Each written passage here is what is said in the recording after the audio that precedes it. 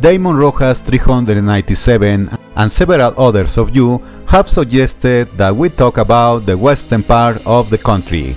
And in response to your suggestions, today we will talk about the shaft tombs in western Mexico. I believe that we all know that in Mexico the dissemination of culture and learning is limited and not well supported. And as Damon Rojas refers, many times we don't even know the basic about the places where we were born. Well, the current status of Jalisco, Nayarit, Michoacán, Colima and Zacatecas are part of the so-called Western region, about which little is often discussed because, as frequently happens, the history of the central groups, plus the Maya, absorb almost all the attention within and outside the country. But in the case of Jalisco and its surroundings, we can only talk about Atlas or Chivas, referring to sport teams, because that area is part of the ancient Gran Chichimeca, about which I already begun to talk in a previous video, as a lot of history and things to discover. So, a good topic that exemplifies the life of the cultures in the western area, the so-called shaft tombs. One thing for which we are known worldwide is the Day of the Dead celebration. And of course, this often leads to the misconception outside the country that we spend the whole year celebrating this ceremony. However, the ritual related to death come from the very ancient pre-Hispanic past, and the shaft tombs are a clear example of this. Tombs that are obviously related to mortuary matters. And you know, nowadays we have to reconsider many things in history, because in the case of the Western cultures, even though they share several common traits with the rest of those that had been categorized as Mesoamerican cultures, we have to recognize that in the shaft tombs and other elements there are similarities but also differences with other groups from the central and southern regions. The concept of shaft tombs, or also as it is called tomb culture, has sought to categorize various groups that existed in this area of present-day Mexico. The defining parameter being precisely if this is possible, this type of structure and funerary practices which are not found in other cultures of Mexico, and these cultures, as often happens, leave us with more questions than answers. Because, as I mentioned in the video about the Great Chichimeca, even other native groups before them knew little about the cultures that precede them. And let's draw a chronological comparison that would exemplify this, because groups like the Mexica, Tlaxcalteca or Mayan, for the most part, they knew little or nothing about these northern and western groups, believing that there was little or nothing of interest there. The cultures now known as Tumba de Tiro cultures were not a single entity, nor did they develop simultaneously. But approximate dating suggests that these groups would have developed between 350 and perhaps 600 AD.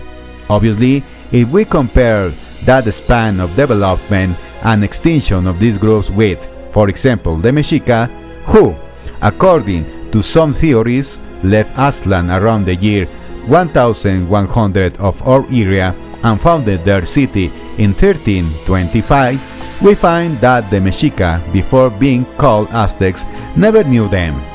Not to mention that the Mexica never encountered the inhabitants of what is now called Teotihuacan. The same could be said for these groups, who never could have imagined that there would be later peoples called Tlaxcalteca, Texcocan, Xochimilca, and many more. Now, despite being very Asian, were they savages? Were they Chichimecas, as those who live in this area were baptized? The truth is no, because the mere existence of these tumbas de tiro by itself contradicts many assumptions. But before we go further, let's define that concept. Obviously, tumba de tiro is the term by which we define this archaeological concept today, but as it was actually referred to by its creators, no one will ever know. So, we have that a tumba de tiro is an underground mortuary enclosure, consisting of a vertical shaft or pit, similar to mines, which was excavated to a certain depth, ranging from 1 to 22 meters, ensuring the hardness and consistency of the surface to prevent possible collapses. And at the bottom of the pit, 1, 2, or even 3 chambers could be excavated with more or less circular or square shapes. Obviously, the mortuary nature is evident, and precisely in these chambers, human remains were placed, along with offerings, food, and even animals. This style of burial was unique, at least among the cultures now referred to as Mesoamerican cultures. But here is where doubts about what we know of our history arise, because in places in South America like Colombia, Peru, and Ecuador, this type of burial also existed. There are theories of possible contact and influence between these groups and those from various parts of South America, and if contact did occur, the question remains about who influenced whom in this style of burial.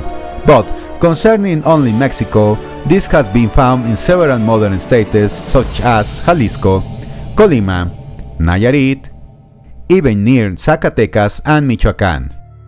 So, although there were likely diverse groups and development processes that were equally distinct in timing, at least in this aspect, there was influence in this region. Now, let's move on to what comes next. As we mentioned, these groups would be at least 1,000 years older than the Mexica and Purépecha civilizations. In fact, at the beginning, when these groups started to be studied, it was thought that their remains could belong to the Purépecha people, but that wasn't the case. And thus their antiquity merit the label of Chichimecas, as the chronicles refer to them? Of course not. And this is demonstrated precisely by the remains located in these tombs. Unfortunately, regarding the tumbas de tiro, many of them had been looted and pieces of the funerary items were not found in situ. However, some were found intact, and when everything within them is added up, it demonstrates to us that these groups could have been many things, but ignorant and savage, not at all. Firstly, let's refer to a culture that today is an archaeological site called Huachimontones. This is located in the municipality of Teochitlan. It is estimated that this site was inhabited between 350 BCE and 350 CE. It has a style that is also unusual when compared to other Hispanic groups. It features monumental stepped, conical structures surrounded by a circular courtyard, as well as rectangular structure forming concentric circles known as Huachimonton. Regarding what has been discovered of today, we find that it includes 2 ball skulls, terraces, buildings, and funerary context. Thus, Huachimontones doesn't merely prove the existence of socially rich groups with symbols, concepts, and much more derived from the surviving remains. Continuing with the tombs, we start with the concept of duality in these structures, where the upper part represents the human plane, and the lower part represents the underworld. This also implies life and death. Other explanation for the form of these tombs suggests that they might represent a return to Mother Earth. It's speculated that the pit of shafts could symbolize the woman's vagina, and the excavated chamber represents the womb. Thus, the deceased returns as a seed to the womb of the ultimate mother. Additionally, all the figures found tell us about the possible context of their daily life, which would be complex and very rich. Just as in Huachimontones there are ball skulls, new interpretation theorized that besides the ritual aspects and representing movements of objects in the sky, These could also function as astronomical observatories. This, in turn, would show us the mastery of astronomical and mathematical knowledge by the Western groups. In addition to this, several tombs also incorporate the use of directions and cardinal points. There have even been small ball scores found in several of these tombs, just as possible depictions of players engaged in this activity, and the existence of these cards in miniature and large scale reveals a dynamic society, when intricate ritual and social aspects that are now easily comprehensible, giving us more questions than answers. It could be worth asking, for instance, what the balls they played with were made of. Contrary to the widely spread belief that the Olmecs were the modern civilization and creators of the Ulama game, and of course, rubber balls, the findings within these cultures don't show direct influence from the so-called Olmecs. So, something as simple as these miniature cells, were they influenced by the Olmecs or did they acquire this knowledge from elsewhere? Dogs have also been found both deceased and represented in clay objects like this. Could this possibly be some of the earliest origins of the belief shared by other groups that dogs aided passage through the underworld? In general, we can say that the ceramic sculpture found in these tombs with clay modeled forms narrates a part of the type of clothing, accessories used, perhaps physical traits of their inhabitants, and glimpses into their gastronomy, and some ceremonial activities and traditions they perform. This aspect portrays happier facets of their lives, rather than sad and uncertain ones. And to provide a chronological comparison, all of this richness would have occurred at least 900 years before the fall of Tenochtitlan in 1521. Therefore, were these groups truly savages, backward, less cultured, with minimal social fabric, beings who only hunted with bows and arrows despite having bold scores of ulama and the concept of duality? The reality, as it often happens, is that history is concealed from us, and with the few remnants of these cultures now referred to as tumbas de tiro cultures, we cannot know the true names of each of these groups. Nevertheless, these remains reveal sophistication, an understanding of the concept of death, rituals related to it, and much more.